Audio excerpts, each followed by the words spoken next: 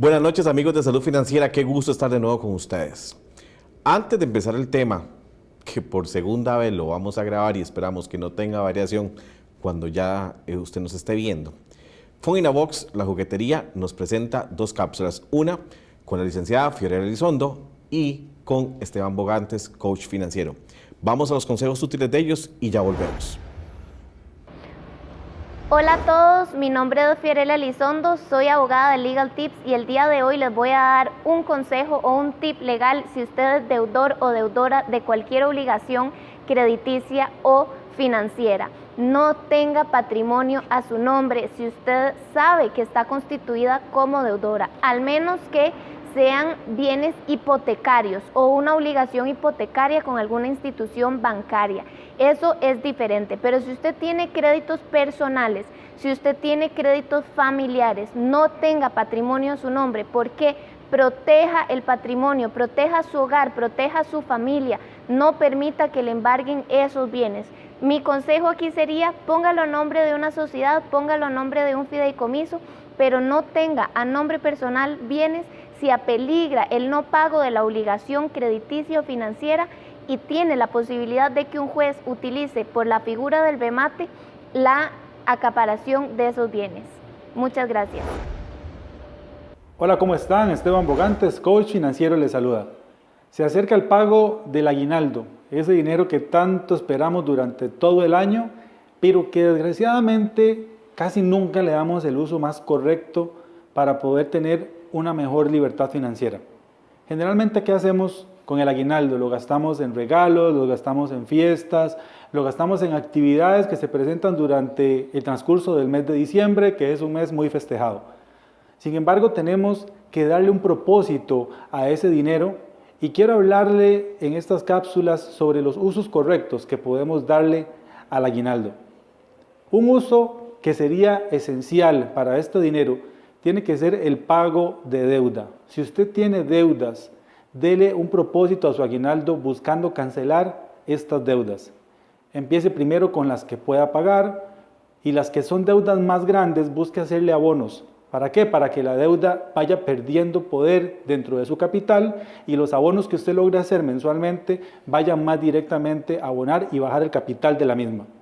Es importante, si tenemos tarjetas de crédito, también cancelarlas y buscar generar que la deuda disminuya. Ese es un muy buen uso que podemos darle a nuestro aguinaldo, porque si lo usamos solamente para gastar, al final nos van a quedar las deudas y el dinero ni nos vamos a dar cuenta ni vamos a recordar en realmente que lo utilizamos. Volvemos con más de Salud Financiera con Jorge Benavides. Y volvemos a Salud Financiera. De verdad es un gusto y es una bendición estar con ustedes desde el estudio Hotel Boutique. Licenciada Adriana Rojas, bienvenida. Gracias, Jorge, una vez más. Se ríe porque todo puede pasar en la Asamblea Legislativa. Así, estamos en un estilo Big Brother. Las reglas cambian. Exactamente. Señores, esta es la segunda vez que intentamos grabar este programa. Esperamos que todo salga bien y nos reímos porque todos celebramos la ley de usura hace unos meses atrás y ahora se le hizo el segundo remiendo, ¿verdad? Que se le hace remiendo porque ni siquiera se puede decir que es una modificación, es un remedio. Y lamentablemente para usted que nos está viendo, si usted es asalariado, si usted está trabajando, lamento informarle que hoy no le tenemos buenas noticias. Pero para esas malas noticias, invito a la licenciada Adriana Rojas a estar con nosotros. El micrófono es todo tuyo. ¿Qué fue lo que pasó? Gracias, Jorge. Bueno, haciendo como un recordatorio de antecedentes, teníamos el tema de la lucha con las deducciones automáticas de los salarios de los trabajadores porque no existía un límite. Entonces, por práctica financiera, por costumbre comercial, se establecía una cláusula contractual en algunas asociaciones solidaristas, cooperativas y un banco en particular, en donde el trabajador solicitaba un crédito personal sin una garantía real de pago, sin garantía hipotecaria, sin garantía prendaria, poniendo en garantía su salario. Entonces, en planillas de donde trabaje, ya sea en el sector público o privado, pero en su gran mayoría públicos, se reduce directamente del salario al pago del crédito a favor de la entidad bancaria financiera. Esa fue una costumbre por décadas y ante la no existencia de un límite que podían otorgar créditos por el 100% de ese salario neto, se hizo una gestión ante el Congreso, ante la Asamblea Legislativa en Costa Rica, con la finalidad de que existiera un límite. Y se estableció ese límite. En junio, el 20 de junio de este año, se publicó en la Gaceta la Ley de Usura, en donde en el artículo 44 ter establecía el límite de haciendo la analogía de la parte inembargable del salario, no se podía deducir automáticamente. Entonces, recordemos la diferencia, que un embargo es por una orden judicial. Entonces, cuando se habla de inembargabilidad del salario, del acuerdo del artículo 172 del Código de Trabajo, estamos hablando de que el salario mínimo es inembargable y que si una persona recibe más que ese salario mínimo, la parte inembargable corresponde a una fórmula matemática financiera que aproximadamente da un octavo del salario. Entonces, hacía una analogía este artículo 44 ter de la Ley de Usura a la parte inembargable del salario, no se podía deducir automáticamente, lo cual beneficiaba, según el Poder Ejecutivo en Gobierno Central, solo empleados públicos de Gobierno Central a 35,000 trabajadores, y entre empleados públicos y privados, no solamente Gobierno Central, 60,000 trabajadores. Eso era lo que se estaba beneficiando con esa legislación que fue publicada en la Gaceta en junio de este año.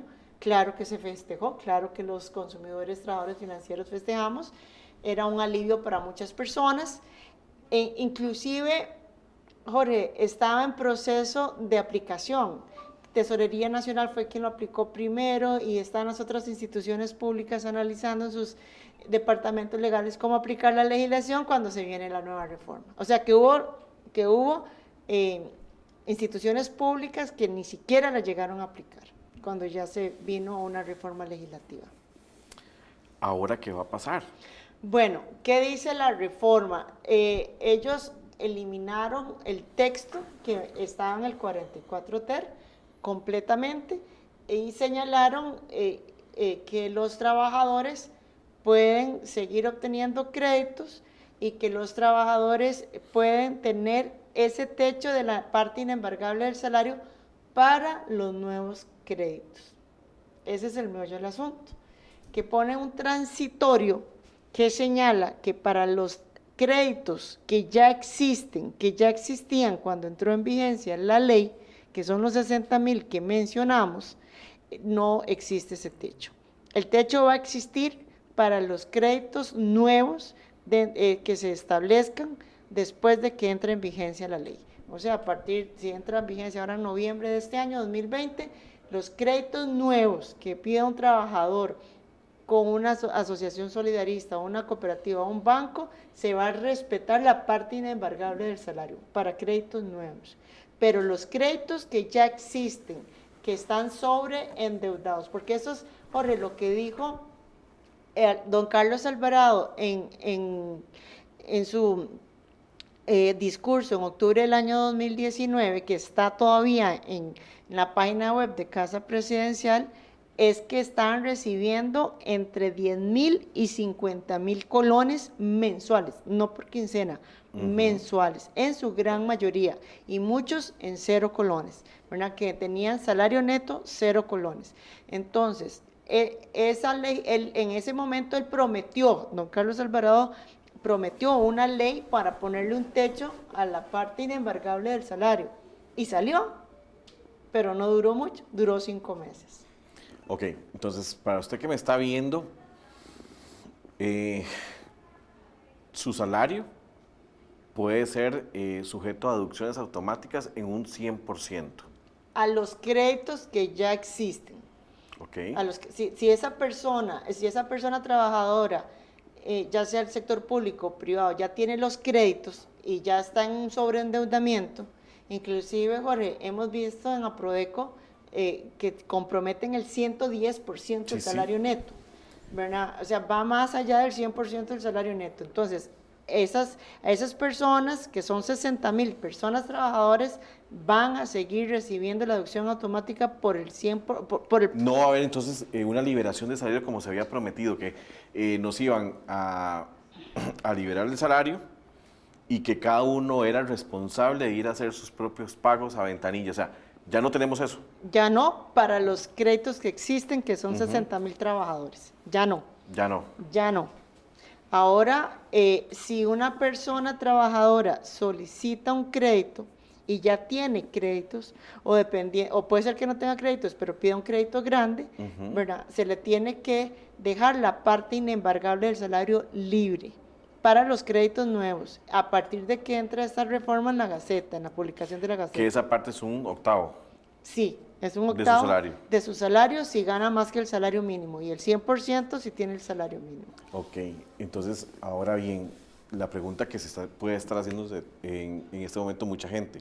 Mucha gente empezó a gestionar, conocidos de nosotros también, porque Claro. sí hay muchos clientes de nosotros, gestionar ante las entidades que ya no hicieran la deducción automática. ¿Qué va a pasar con eso? Ante entidades y ante planilla. Ajá. Ya ese procedimiento administrativo ya carece de interés actual porque ya la legislación cambió. Ya eso no funciona.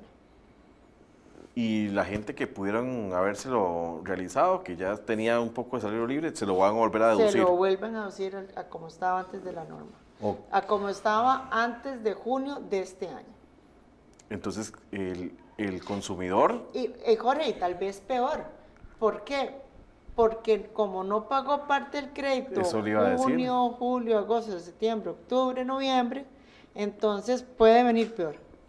O sea, esto fue un efecto rebote. Eso es como cuando yo digo como cuando hago dieta, pierdo kilos y después los aumento y quedo peor que como estaba al principio. Esto es un efecto rebote. Y Jorge, te voy a decir por qué. Porque las personas no pagaron el crédito en su totalidad respaldados por una nueva legislación. Pero ahora esa legislación ya no existe. Entonces pueden cobrar eso que no se pagó. Y adicionalmente, Jorge, hay un tema muy sensible, por lo cual considero que esta ley se las trae. Jorge, toda la legislación de la usura con respecto a la deducción automática era para el sector asalariado. Pero se pusieron creativos en esta reforma e incluyeron a los jubilados. Cuando sabemos que las pensiones son inembargables en un 100%, exceptuando pensión alimentaria. ¿y ahora? Vienen a legitimar las deducciones de las pensiones por créditos. O sea, es que el efecto rebote viene agresivo. Por eso es que yo digo, mejor hubiéramos quedado como estábamos antes, porque por lo menos se podía seguir luchando por principio de justicia, de dignidad humana, por principios de derecho a la subsistencia, porque si les reducen del salario el 100%, del salario neto y no puede hacerle frente a las necesidades básicas. Si tiene niños de 3 años, 5 años y demás, podemos luchar por principios, por derechos humanos, por garantías constitucionales.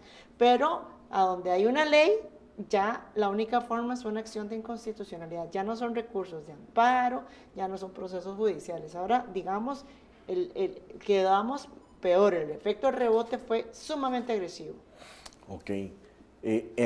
¿A quién beneficia entonces toda esta reforma? A las asociaciones solidaristas, a las cooperativas y a un banco en particular, que mejor no decimos el nombre para no ponernos en... Para que no nos querellen. Sí, ya tengo bastantes, pero para que no haya una más, Para ir a una para salud empezar el financiera. 2021 en paz. Sí, el problema para usted que me está viendo es que muchos empleados o mucha gente que está en estos momentos recibiendo salario, los bancos tienen un límite para prestar. Usted puede estar entre un 35 y un 40% dependiendo del salario que usted tenga. Y por tanto, sobre ese porcentaje es que a usted le van a prestar. El asunto es que también existen otro tipo de entidades financieras como son cooperativas y como es las financieras, cooperativas y asociaciones solidaristas y otras entidades que no son esas, que están dentro de los mismos ministerios, dentro de las mismas entidades, que le prestan a usted por lo que usted tenga líquido en su salario. O sea, no le prestan por capacidad de pago, sino que le prestan por lo que usted tenga en el salario. Si a usted le quedan 10,000 colones, sobre esos 10,000 le van a girar un préstamo. Es evitando a ellas que la gente o la Asamblea Legislativa en su inicio, cuando se hizo la ley de usura, querían que las personas no estuvieran sobreendeudadas o evitaran ese tipo de créditos y que si ya los tenían, entonces liberar el salario y que usted fuera responsable de eso. Ahora con la nueva enmienda, entonces ellas están por la libre y usted puede seguir pidiendo prestado a ellas. Sí, acordémonos que la Ley Orgánica del Sistema Bancario Nacional estableció una normativa que después la reiteró CONACYT, que cada entidad financiera tiene el derecho a la autorregulación en términos de capacidad de pago. Antes, del 2005 al 2014, teníamos los lineamientos del superintendente que señalaba que era para una persona física, que son los trabajadores, un 30% de sus ingresos netos se podía destinar a la carga financiera y en ese 30% iba todo, iba crédito vivienda, crédito vehículo, crédito personal, tarjeta de crédito, todo, cualquier crédito en ese 30%. Cuando se derogó esa normativa y se les dio a la libre con la autorregulación, establecieron entre el 85 y el 95% del ingreso neto del salario. Entonces ahí ya no queda nada.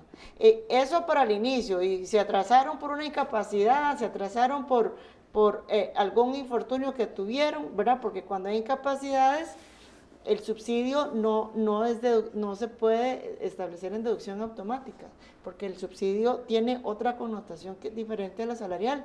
Entonces, si tienen un infortunio de un quebranto de salud, les dan una incapacidad, por el periodo de la incapacidad no hay salario y por lo tanto no pagan el crédito, cuando vienen ya ese 95% aumentó, que son los casos que vemos de hasta de 110%.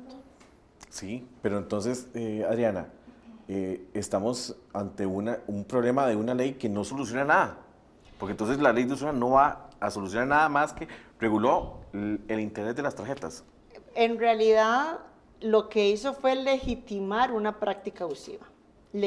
Había una costumbre comercial, una práctica financiera completamente abusiva que vulneraba el trato digno, la dignidad humana, la protección de interés económico del consumidor, que vulneraba ese derecho a tener acceso a las necesidades básicas. Esa práctica financiera era completamente abusiva y vulneraba derechos humanos, derechos fundamentales, derechos humanos de cuarta generación. Y ahora lo que viene la norma es a legitimar a favor de estas entidades prácticas abusivas. Esto es sumamente agresivo. Yo no he visto, Jorge, una ley más agresiva en mi vida que esto. Cuando yo lo vi, te llamé, ya habíamos grabado el programa explicando todo el tema de las deducciones. Estábamos felices. Estábamos realizados, estábamos felices, aquí estábamos riéndonos y demás. Y llego en mi casa el día siguiente, estoy viendo las noticias y veo el cambio. Bueno, simplemente no lo podía ni creer. No, o sea, es que el efecto rebote y la agresividad de esta ley es imposible de creer que esté sucediendo en un país que se llama social de derecho. Decimos que Costa Rica es un estado social de derecho. Bueno, esto no tiene nada de social ni de derecho. Eso estamos claros. ¿Nos hundió? Completamente. Ok. Amigos de Salud Financiera, voy a ir con Sixto Porras de Enfoque a la Familia y ya regresamos porque yo necesito que la licenciada Adriana nos diga qué va a pasar con nuestro salario, con nuestras deducciones a partir de ya. Volvemos. La mayoría de las veces solo queremos ver el triunfo y saltarnos el proceso para alcanzarlo. El éxito no se concentra únicamente en llegar a la meta, también valora el camino recorrido. Hay que saber disfrutar el día a día y aprender que cada paso que se da tiene en sí mismo un aprendizaje valioso. El éxito requiere de constancia y persistencia. Las metas no deben cambiar ante el primer obstáculo que se presente. Es importante enfrentar el temor y tomar riesgos. Los que tienen un espíritu triunfador están interesados en aprender de sus errores, dispuestos a intentarlo de nuevo y se dan la oportunidad de probar hasta dónde pueden llegar. No hay otro camino. Enfrente el obstáculo con la convicción de que nunca es tarde para empezar de nuevo y volver a intentarlo. Le habla Sixto Porras de Enfoque a la Familia.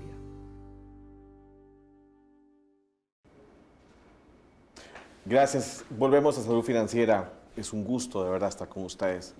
Licenciada, ¿ahora qué vamos a hacer? Bueno, ya hemos tenido criterios importantes tanto de la Procuraduría General de la República como una institución pública gubernamental y a nivel internacional el OIT, el Organismo Internacional de Trabajo.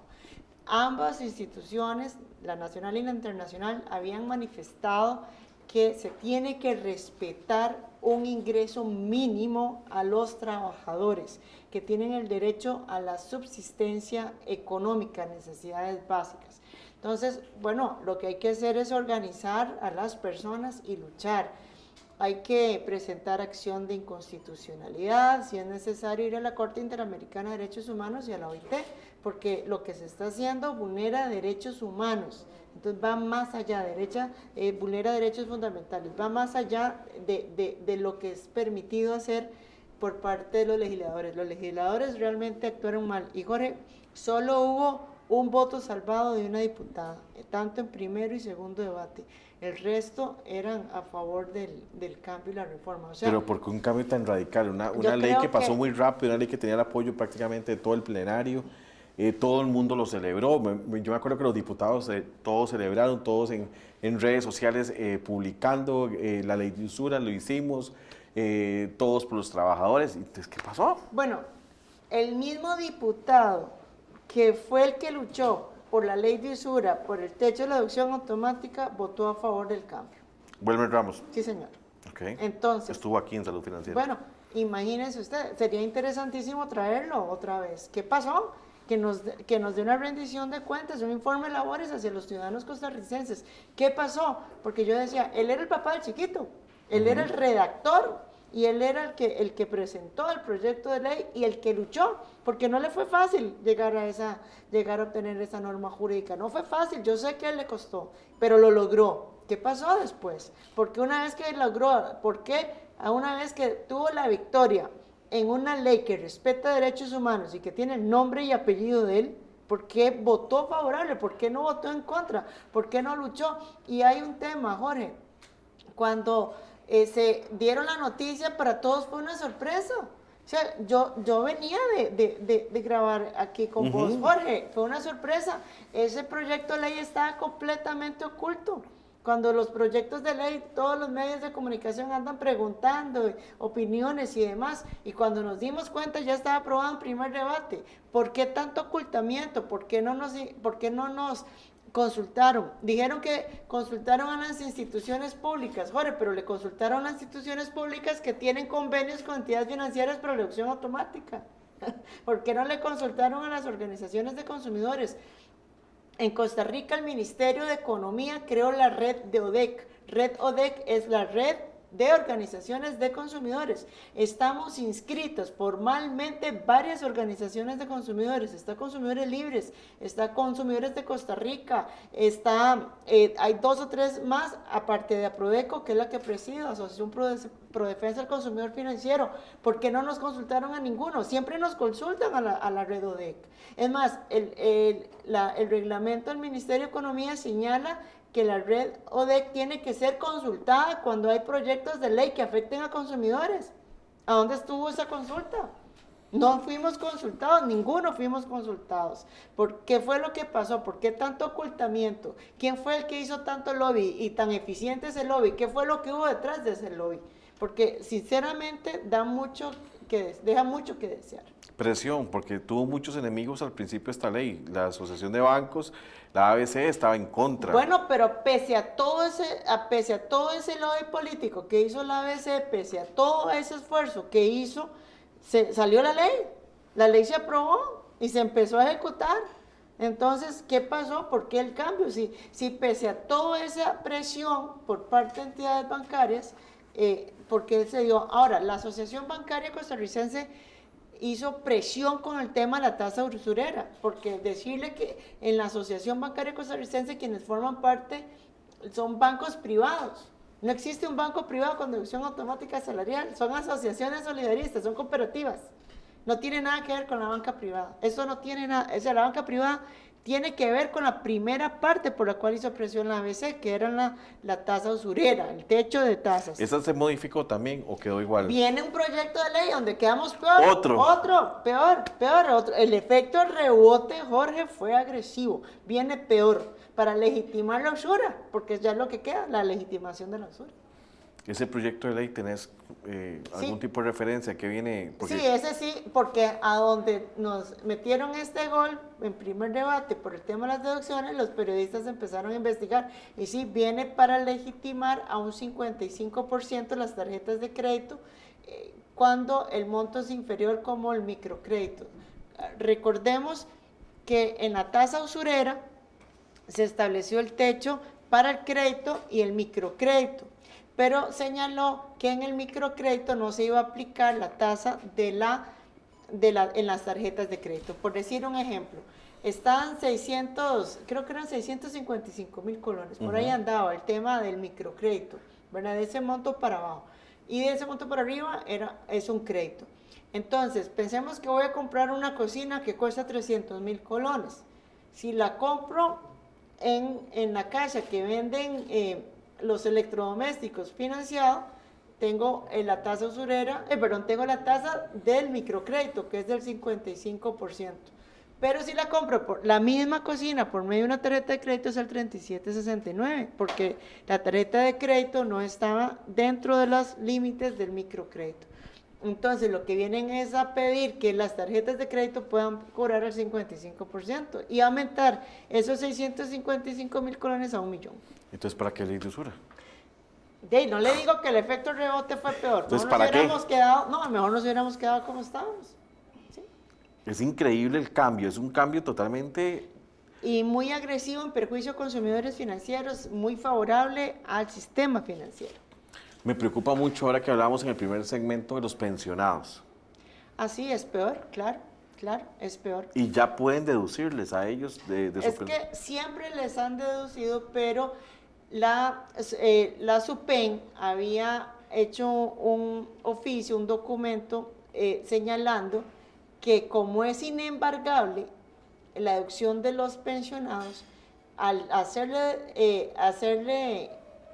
el salario de los pensionados, la jubilación es inembargable, salvo por pensión alimentaria, que no se podía deducir automáticamente, y si lo hacían había un delito, retención indebida. Entonces, la persona podía ir al Ministerio Público a solicitar que lo liberaran, o al contencioso administrativo si esa persona no quería ser tan agresivo. Tenía esas dos opciones. En el contencioso administrativo ya se habían liberado pensiones de personas que solicitaron créditos cuando están ya pensionados o que son asalariados y les dan un crédito a 30 años plazo cuando tienen 55 años, por decir un ejemplo. Entonces ya se sabe que pasando la primera parte del crédito, el primer tercio del plazo, ya pasa a jubilación y se le disminuyen los ingresos. Entonces, a esas personas ya se les había tenido un resultado favorable a nivel judicial. Ahora ya no se va a poder, salvo que se vaya lo que decimos, una acción de inconstitucionalidad o Corte Interamericana de Derechos Humanos o OIT. Bueno, OIT no, porque es un tema de jubilados. Pero, o sea, es increíble que le estén haciendo a nuestros pensionados semejante atrocidad, porque es una atrocidad. Sí, porque veníamos de celebrar el mes de los adultos mayores. Sí. Veníamos de celebrar las condiciones de adultos mayores en donde ellos estaban financieramente mucho más protegidos. Donde decíamos proteja a los activos, proteja su patrimonio. Fue una campaña muy bonita que hicimos y de esta ley Esta ley les puede quitar el 100% de la jubilación si ya los créditos existen. Así de sencillo. Pero, Jorge, aquí hay que tomar en cuenta que tenemos derecho financiero y tenemos derecho de familia. Y esto es una discusión que yo le he venido analizando. Si un trabajador tiene la obligación de darle alimentos a sus hijos, ¿verdad? Porque tiene que darle los estudios, vestimenta, vivienda, una vida digna. Dentro de sus posibilidades económicas, una vida digna pero esa persona trabajadora se sobreendeudó, indiscutible, o sea, sin discutir las razones por las cuales están en un sobreendeudamiento. ¿Quién tiene prioridad? ¿Ese niño de 5 años o la asociación solidarista donde él trabaja? Y eso lo he venido analizando, ¿verdad? Porque si financieramente no lo vamos a obtener resultados favorables, agarrémonos del derecho a la familia. Esa persona, si tiene ese niño, y ese niño tiene derecho a los alimentos que pide la pensión alimentaria. Ahora, la ley, el Código de Familia señala que ese niño tiene derecho a pensión alimentaria a pesar de que vivan al mismo techo. No, es que está en una práctica y costumbre a nivel nacional, las pensiones alimentarias se solicitan cuando hay un divorcio, se solicitan cuando hay una separación de cuerpos de los padres de familia y se piden entre ellos, entre cónyuges o excónyuges y niños, por una separación o por un divorcio. Pero ese divorcio no se requiere, pues tienen derecho a la pensión alimentaria pese que vivan en el mismo techo. Entonces, pídale una pensión y la pensión dice la ley que es hasta por el 50% del salario. ¿De ahí? Vamos a tener que empezar a recomendar, porque yo no le voy a decir quédese sin salario cuando tiene niños que mantener. O sea, dígame qué culpa tiene un niño de 5 años de que el sistema costarricense genere un sobreendeudamiento en donde su padre haya caído en una trampa. No tiene culpa. Bueno, y tiene derecho a los alimentos. Vámonos a las pensiones y empecemos ya. Entonces llenemos el juzgado de pensiones. Ya, pero ya. Y con eso podemos asegurar entonces tener un salario, o sea, tener... Comida, arroz y frijoles, Exacto. Operación arroz y frijoles, pagar la luz, el agua. Dicen que nos lavemos las manos por la pandemia y le quitan el 100% a 60,000 trabajadores. No, por Dios, o sea, tengamos un único discurso a nivel gubernamental. Es que lo más lógico, yo digo que lo más lógico hubiera sido que poner la ley de usura e implementar aquel plan de salvamento adicionalmente que se había planteado hace más de un año, ¿verdad? Donde podíamos liberar el salario y poner a la gente a vivir, ¿Sí? Ni siquiera a subsistir, era a vivir refinanciando la deuda de todo. O sea, ¿qué gana en este momento un banco que tiene una persona sobreendeudada si va a llegar el momento en que no le va a poder pagar?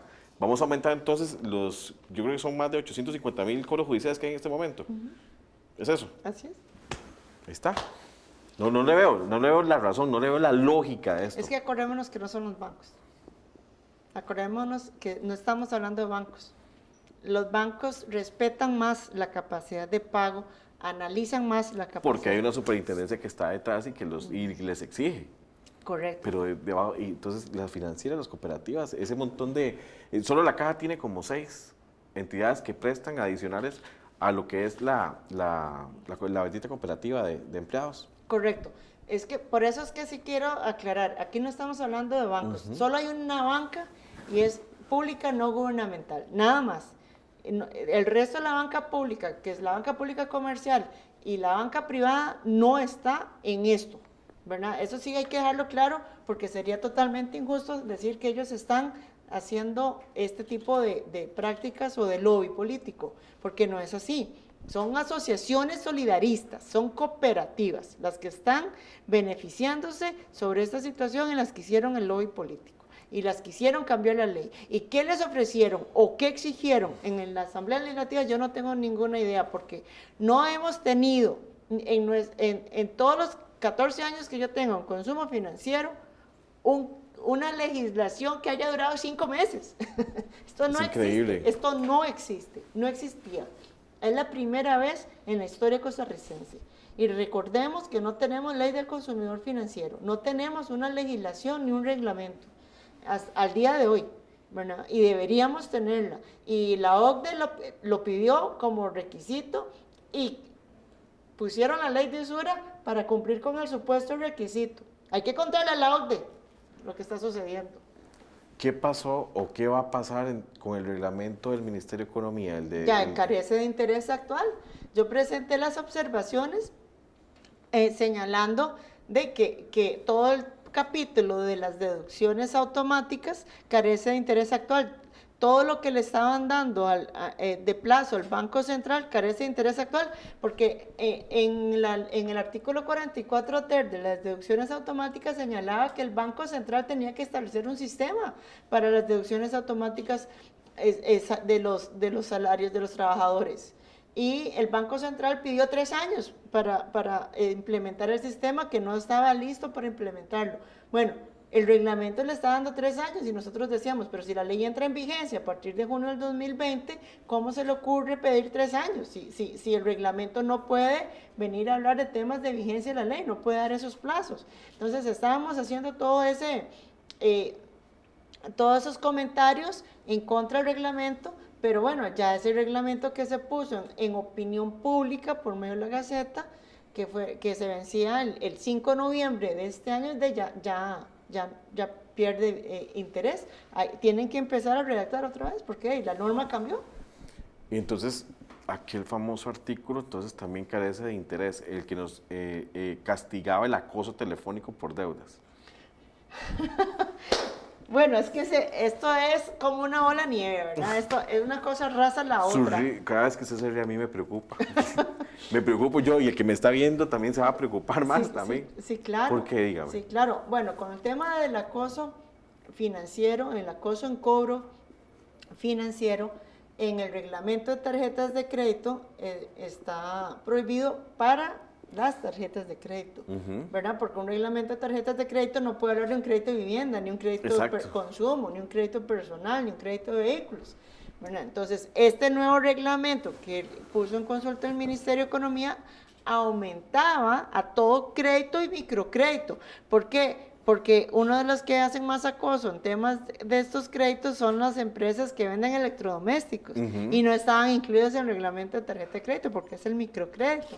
Bueno, entonces venía este proyecto de reglamento, ese borrador de reglamento que se puso en consulta pública, hablaba de todos los créditos y microcréditos. Bueno, no, ahora tiene que reformularse todo. Hay que reformularlo. O sea, ¿De ahí? dígamelo. Dígamelo. Jorge, necesitamos buenos diputados para el próximo gobierno. Y aquí no. No, esto fue horroroso. Aquí no hay palabras para lo que hicieron. Resumo tu mirada en que entonces el acoso continuará. Está continuando. Okay. No continuará. Está vigente. Y posiblemente vaya en aumento. Sí, claro, porque las personas se quedaron sin ingresos a raíz de la crisis económica generada por el cierre de los comercios por el Ministerio de Salud. Se le disminuyen los ingresos o se le eliminan los ingresos. Las entidades bancarias dieron medidas por de 3 a 6 meses. ¿Cuántos meses tenemos ya de la pandemia? Como digo yo, ya están haciendo los bebés de que se procrearon en el inicio del confinamiento. Ya estamos en los 9 meses. Y van para cobro judicial y están sufriendo. Mire, a mí me llaman diciéndome que las entidades bancarias privadas están llamando hasta 15 veces por día. Ese es el promedio, por el amor de Dios. Bueno, el acoso financiero está en este momento en su auge. Y el cobro judicial también. El cobro judicial también. Los jueces de cobro judicial están colapsados, completamente colapsados. Así es. Ok, amigos de Salud Financiera, voy a ir a una cápsula con mi querido amigo Alan Loría, coach de habilidades blandas, presentada por Estudio Tel Boutique, y ya regresamos. Si algo tiene el año 2020 es que ha sido un año para emprender. Definitivamente los emprendimientos, los nuevos negocios han nacido en este año, por necesidad o bien porque usted quiere emprender desde hace mucho tiempo y este año decidió hacerlo. Mi nombre es Alan Loría, soy entrenador en habilidades sociales y hoy quiero darte un consejo como emprendedor. Definitivamente los emprendimientos son maravillosos, es una oportunidad de realizarte, de crear tu pasión. Y si algo tienen los emprendedores es que les encanta aprender cosas nuevas. Cuando inician su negocio, aprenden contabilidad, mercadeo, finanzas, aprenden sobre inventarios, aprenden muchísimas cosas. Cuando el negocio empieza a caminar bien, gracias a Dios, y empieza a generar, muchos emprendedores cometen un grave pecado, que es que dejan de emprender en sí mismos. ¿Qué es esto, Alan? muy simple. Dejan de capacitarse, dejan de ir a cursos, dejan de estudiar, dejan de investigar el mercado, se montan, como lo que decimos nosotros, en un estado de confort y dejan de producir cosas nuevas, dejan de realmente capacitar más su mente. Recuerda que como emprendedor, si quieres que tu negocio llegue al siguiente nivel, tienes que seguirte entrenando, capacitando con los mejores entrenadores que encuentres. Siempre busca al mejor y de eso hablaremos después en el módulo de la excelencia. Mi nombre es Alan Loría y doy el pase al estudio central. Volvemos a salud financiera. ¿Cómo me hubiera gustado que esta segunda parte o este segundo intento que hicimos para este tema, haberles traído buenas noticias? Pero lamentablemente hoy no les traigo buenas noticias. Vamos a ver cómo va a avanzar este nuevo proyecto de ley que viene en camino con las tarjetas de crédito. Vamos a ver si se logra o no por parte de los diputados, esperamos que no. Pero la licenciada Adriana Rojas nos va a dar ciertas recomendaciones que deberíamos de seguir, ¿verdad? Porque en estos momentos, a cómo está la ley, a cómo están los remiendos de la ley, y hablo con propiedad de remiendos porque ni siquiera se puede decir que sea algo estudiado o algo analizado en pro de ayudar al consumidor, en pro de ayudar al empleado, al asalariado, sino que viene prácticamente a destruirlo. Entonces, licenciada, el micrófono es todo suyo y ahora sí, dígame qué tengo que hacer. Recomendaciones. Primero, a las personas que no están sobreendeudadas para este sector, trabajadora, especialmente trabajadora porque también vale para los trabajadores independientes y los no asalariados, es antes de solicitar un crédito, hacer conciencia que el crédito es para una necesidad. Se obtiene un crédito cuando se necesita ese crédito, no por un capricho, ni por un lujo, ni por tener una computadora más bonita de la que tengo, o un celular más bonito que el que tengo, o un carro mejor que el que tengo. O sea, hay que hacer ese examen de conciencia. ¿Ocupo ese crédito o no lo ocupo?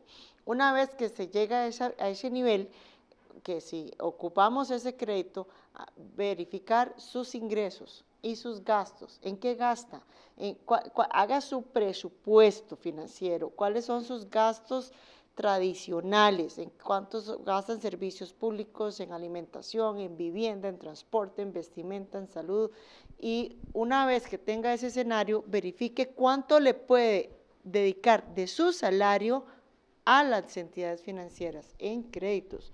Las buenas prácticas comerciales, lo recomendable es que no supere el 30% de su salario neto.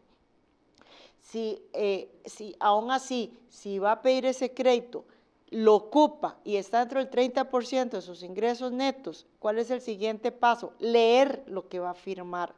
Si usted ve que dice que usted autoriza el pago de forma directa de su salario a la entidad financiera, mejor busque otra entidad bancaria. Las entidades bancarias no tienen ese tipo de condiciones crediticias. Vayan a otra entidad, no son las únicas, ni las asociaciones solidaristas ni las cooperativas son las únicas. Hay entidades bancarias que están dispuestos a ofrecerle créditos sin esas condiciones. Administre su propio salario, sea responsable usted mismo, verifique su capacidad de pago y tenga un orden financiero. Si no puede, aquí tenemos asesores financieros como Jorge, expertos en la materia, que perfectamente los puede asesorar numéricamente para ver si hay razonablemente una capacidad de pago y una necesidad sobre ese crédito.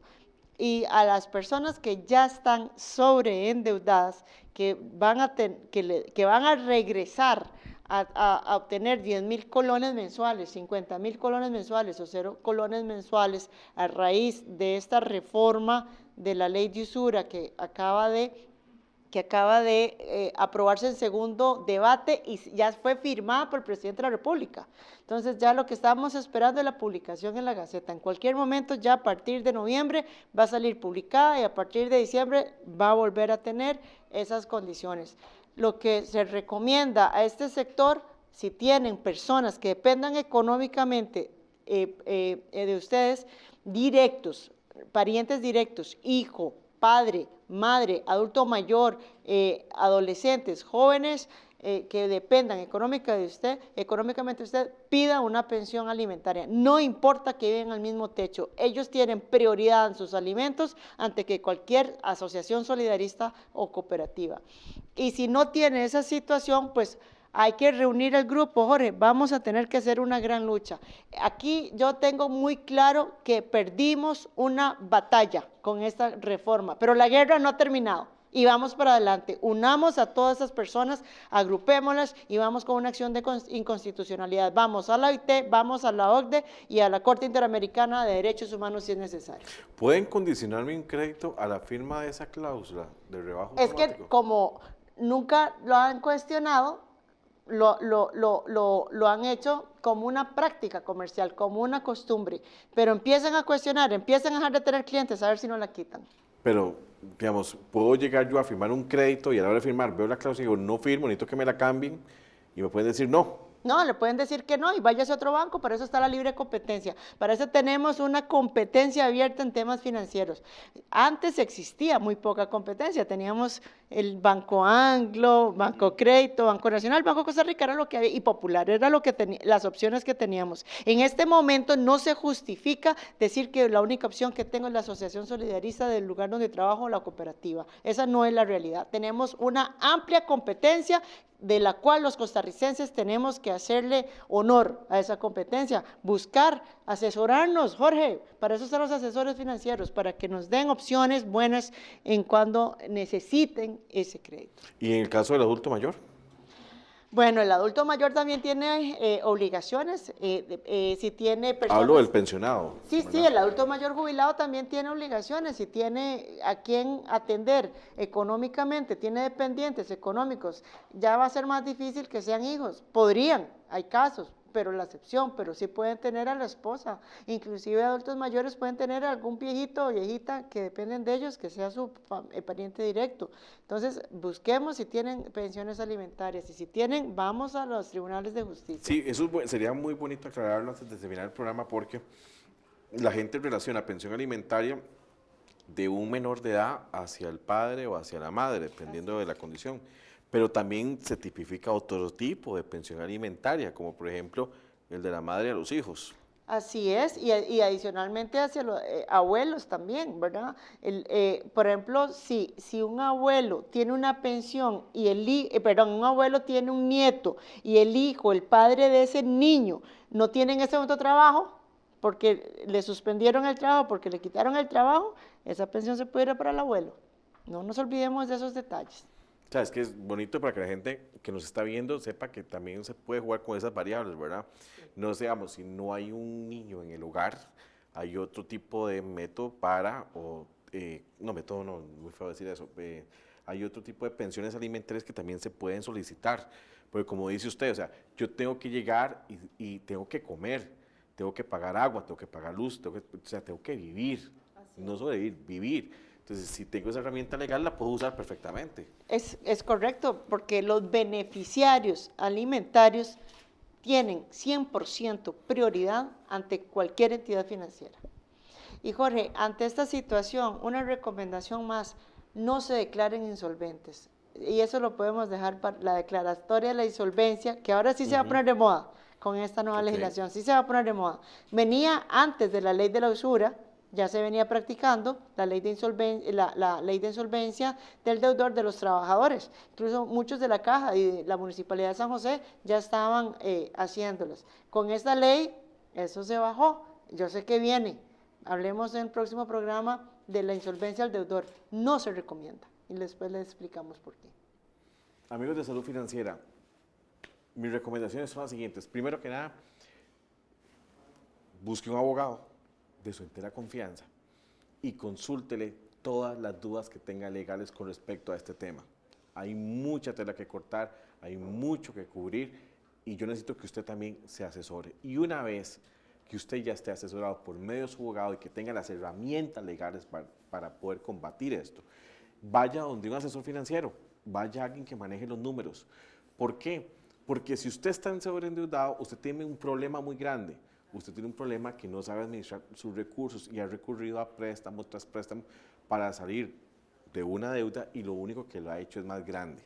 Recurrir a asociaciones solidaristas, recurrir a cooperativas no es pecado, siempre y cuando usted sepa administrar muy bien los recursos. Si usted en este momento está sobreendeudado, usted lo que ocupa es un profesional o un par de profesionales que lo puedan ayudar y que le puedan decir, este es el camino, estas son las herramientas que se debe pagar, que no se debe pagar y qué instrumentos legales puede hacer.